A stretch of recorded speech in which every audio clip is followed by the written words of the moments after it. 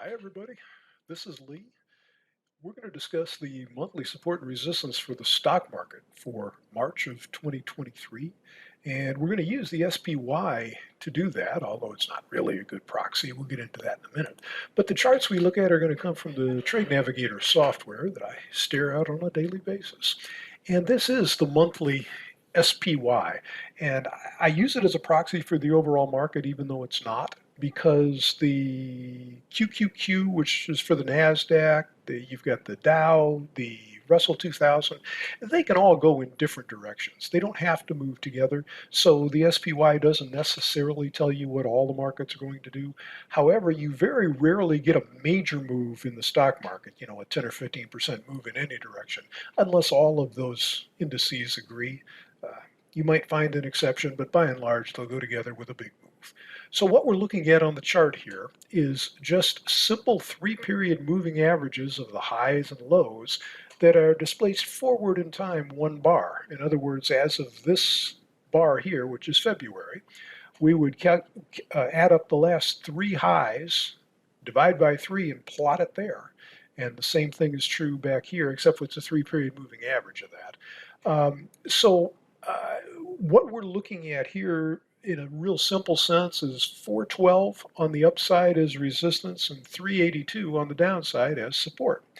Now, on a monthly chart in particular, those are not to the tick, to the penny numbers. They're just to define general areas.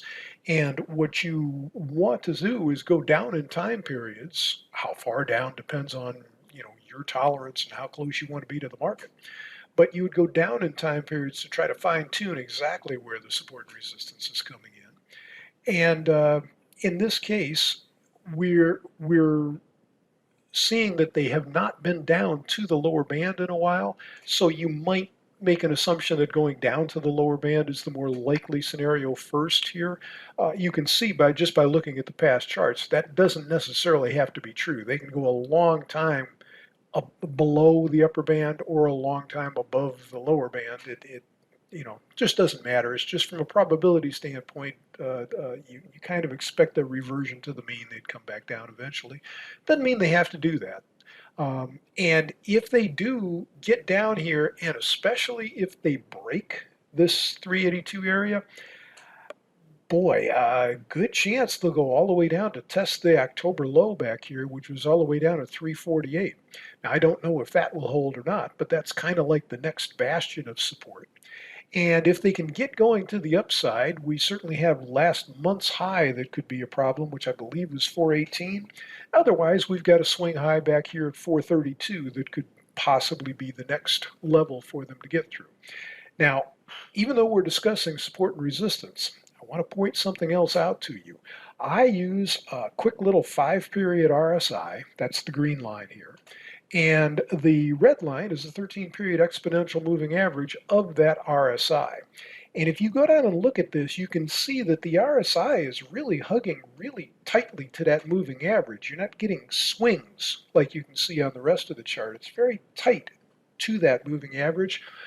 That suggests to me that this move up off of the October low is not really a rally per se, but more or less a sideways pattern. They've just gone up and gone sideways. Now, when you get a sideways pattern like that, it can be distribution. They can break down out of that after they get through wearing off the sideways, or it could be accumulation. I mean, they're making this sideways above the lows, so that could mean they're going to break out of it to the upside to go test the highs that you see here. And I like to look at this to get a clue which direction that move might be. The more time they spend above the moving average, the more likely they'll go up. More time below, more likely they'll go down. Not really much of a clue from this. It's just kind of tight on both sides. So even though we're looking at support and resistance, I think there's a greater likelihood than normal that one or the other of these will break this month. And unfortunately, nothing we're looking at here gives us a clue which direction is more likely. I know that sucks, but at least knowing that there's a good chance we can blow out one way or the other would at least help you not stick with a position too long if it starts blowing against you. So that's what we've got for you. I hope this is helpful. I hope you're able to find something profitable to do this month, and best of luck with your trading.